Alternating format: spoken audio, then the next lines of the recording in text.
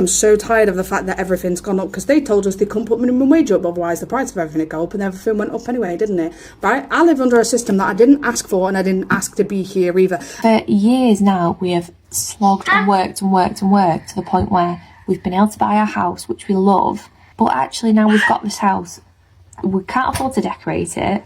£8.35 for coffee, £8.35. Ken Cole, £6.50 even on the nectar. Descriptions of the same nightmare from different angles, and every single one of them has figured out what economists won't admit. This isn't a cost of living crisis. It's debt slavery with extra steps. You're not struggling because you're bad with money. You're struggling because the entire system has been redesigned to extract wealth from working people and trap them in permanent debt cycles. Welcome to Britain 2025, where existing costs money you don't have. I mean this with full disrespect, but I don't think we're actually being loud enough about how disgusting the cost of living is right now. I am so tired of the fact that everything's gone up, because they told us they couldn't put minimum wage up, otherwise the price of everything would go up, and everything went up anyway, didn't it? Right? I live under a system that I didn't ask for, and I didn't ask to be here either, and yet I still have to participate in it. I don't have the choice to opt out, and it's alright saying, we'll go and live in the woods and forage then, you can go off grid. No, I can't, because they took all of that information away from us and replaced it with Pythagoras theorem, and then thank God I fucking know about that, because that's come in handy loads in the last 16 years since I left school. It absolutely fucking disgusts me that I was born into this world against my own will and then put into a system that I didn't design, that does not benefit any of us in any kind of like tangible way, and we are just forced to exist like this because of corporate greed. Are you fucking kidding me? I am so tired of the fact that every single time I go food shopping it costs me more and more and more. I swear every single item that I buy has gone up by at least £1.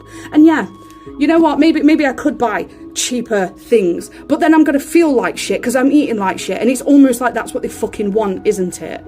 I'm so fucking sick of it. Why is it this difficult to exist? Because the amount of money that I've got coming in, this should be fine, and it's not. She's articulated something profound here.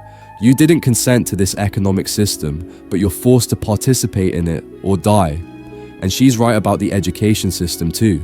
They took away practical knowledge, how to grow food, build shelter, live independently, and replaced it with abstract concepts that serve the economy, not you. Pythagoras' theorem doesn't help when you're choosing between heating and eating. UK food prices were 19.1% higher in March 2023, the highest increase since 1977. But now, in 2025, food inflation is expected to rise, potentially peaking at 5.1% in late summer, overtaking overall inflation. This woman is describing something deeper than inflation. She's describing economic conscription. The system forces you to participate, then punishes you for existing. Who benefits? A system that needs dependent consumers, not self-sufficient people. Independent people don't generate profit. I'm in Sainsbury's and I'm absolutely in shock at the price of this one thing in particular, right? Rob and thieve and get. Ovaltine, £4.30. What? Have you got a light, boy? Ovaltine light. What? I can't get over it. I can't actually believe how expensive things are. Look at it. Hot chocolate, £4.50. I don't even drink this stuff, but I'm absolutely shocked. Honestly, I think I don't notice the prices because I shop online and I always know what I'm getting, right? But let me just show you this as well. £8.35 for coffee, £8.35. Ken Cole, £6.50 even on the nectar. Now I know it's not just Sainsbury's, I know it's everywhere, but how the frig are people just getting by? Like, you can't even have a bit of hot chocolate or a bit of coffee without it costing the friggin' earth. Like, what the actual... I can't get over it. I can't get over tea bags. Since when the fuck did a cup of tea cost you £6.10? Remember back in the day, right, when you used to have a cup of tea to calm the fuck down? Now you can't even afford a cup of tea to calm the fuck down? Are you joking? I can't get over this. How the fuck are people living? Tea and coffee is what most people have in the cupboards. That's one thing people can count on, that they can have a hot cup of tea or a hot cup of coffee. Not at these fucking prices, honestly. It's not even food I'm showing you, these are fucking drinks. Right, look at this. £4.60 for chips. £4.60 for chips. Even And the Sainsbury's ones are £2.6. Don't buy chips, right? But even junk food now, which typically used to be cheaper, right, is just extortionate. I can't get out of what I'm seeing. Listen to her genuine shock. £4.30 for Ovaltine, £6.10 for tea bags, £8.35 for coffee. These are basic comfort foods, things people reach for when they're stressed about money. This is psychological warfare. The system creates the stress, then makes simple things that might ease that stress unaffordable. Cocoa prices have more than tripled from £2,900 in May 2023 to £9,000 in May 2025. Even tea, the most British comfort imaginable, is now a luxury. She's making a crucial point. You used to have a cup of tea to calm down. Now you can't even afford a cup of tea to calm down. They've monetized stress relief. Fuck me, Lidl's even getting dear now. Look at some of these fucking prices now in this place. Why is the meat in here always look fucking hanging like it's fucking been left on the shelf for a month? Look at it. I mean, look at the baguette ham now, $1.99. That used to be $1.30. Cheeky cunts. Something for the ladies, £4.29. You'd have to win the fucking lottery to afford that shite. I mean, look at that, even the universal credit beans are 42p, they were 25 less than 12 months ago. What the fuck? I mean, look at this is like a snide kind of big suit, £1.20, $1.89 for a small bottle of Coke. Fuck me, you are on fucking heroin. Even the bargain basement fucking council house meals are now $1.79 and stuff. Got my shopping for the fucking day. Fuck me, I've not been in here for a few months. They've got self-service till. Crafty bastards, you've got to scan your receipt now to stop people from half-inching from Lidl on the barrier. What the fuck? This man's gone to Lidl, supposedly the cheapest option, and he's still getting robbed. £1.89 for a small Coke. Items that were £1 at 25 pence 12 months ago are now £4.29. But notice something else. They've installed self-service checkouts and receipt scanners. Even the bargain supermarket has moved to surveillance and automation.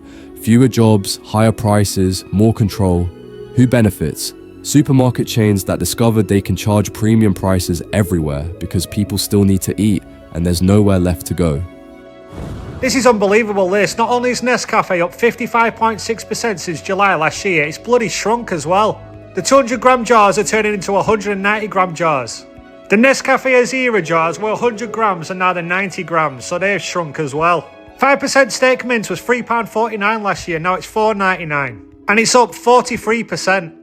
It's not just Tesco, mince prices have gone up everywhere. This pack of mince was £4.99 in July last year, now it's £6.99, up 40.1%. This beef fillet steak was £6 last year, now it's £8.25, it's up 37.5%. It's not just beef prices either that are rising rapidly. This lamb mince was £3.80 last year and now it's £5.50 and it's up 44.7%. Look at it, it's tiny, it's only 250 grams.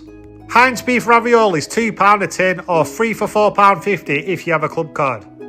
Tins of corned beef are now £3.20 and if you want Prince's corned beef that's £3.60. Prices keep going up and up. This man here is doing proper investigative journalism. Nescafe up 55.6% and shrunk from 200 grams to 190 grams. Beef mince from £4.99 to £6.99, up 40%.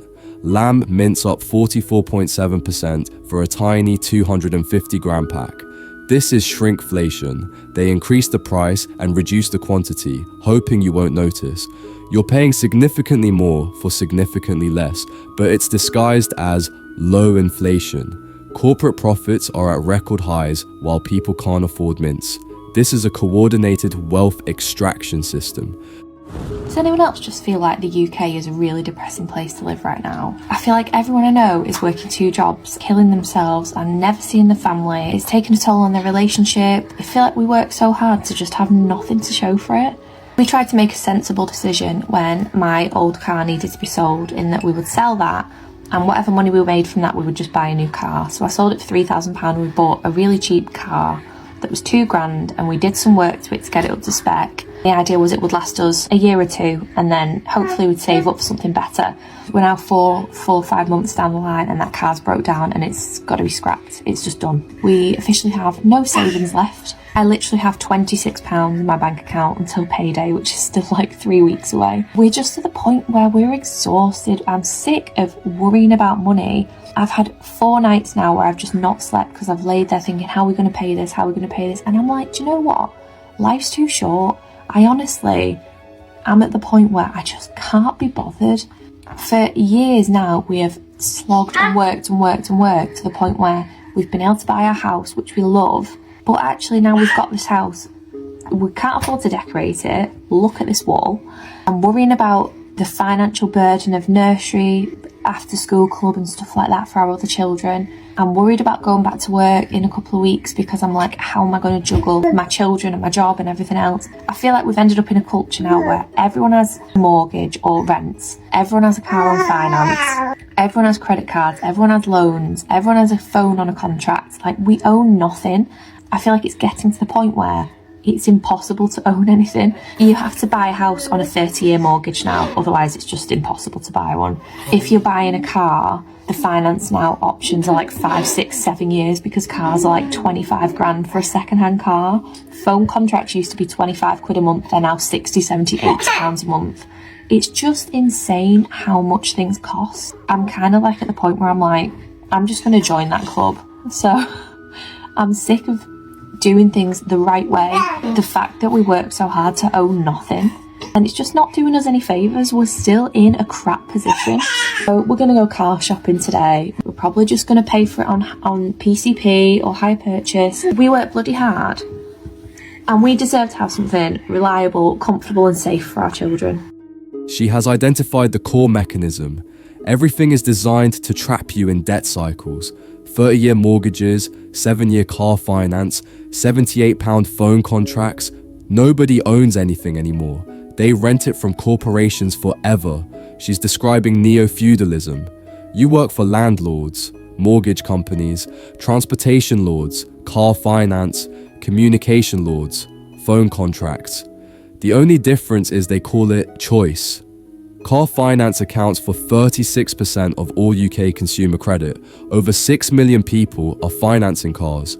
Cars that used to cost £8,000 now cost £25,000 for second-hand models, forcing people into multi-year debt agreements.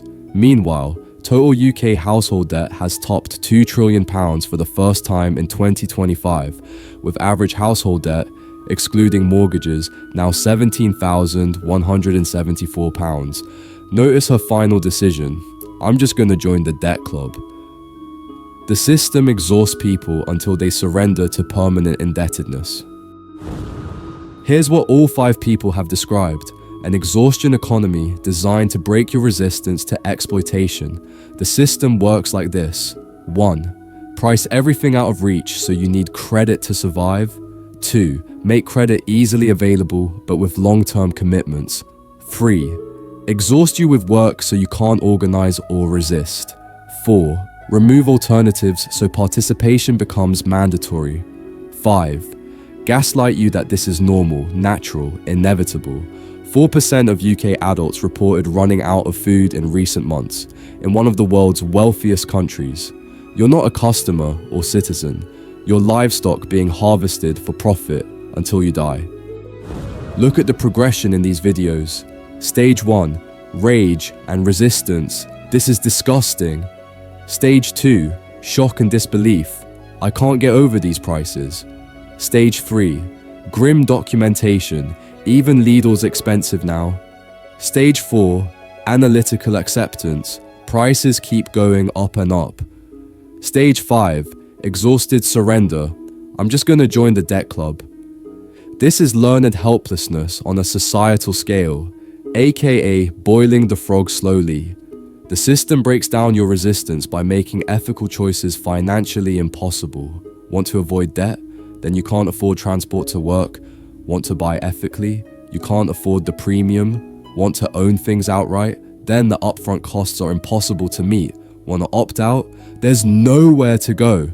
So you surrender and call it being responsible. Every person in these videos are actually documenting the systematic dismantling of economic freedom. You can't afford to exist independently. You can't afford basic comforts. You can't afford to opt out. You can't even afford the things that used to make poverty bearable. This isn't a broken system. It's working perfectly. The question is, how much more exhaustion are you willing to accept before you realize that doing things the right way is exactly what keeps you trapped? The system counts on your exhaustion. It counts on your surrender. Maybe it's time to stop giving them what they want. If you found this breakdown useful, hit that subscribe button. We're building a community of people who want to understand what's really happening behind the headlines. Drop your thoughts in the comments. Are you seeing similar issues where you live? And let us know if these videos are representing your reality. At Common Sense Lab, we don't just react. We connect the dots, expose the patterns, and remind you, the system isn't broken. It's functioning exactly how it was built. And that means it can be rebuilt.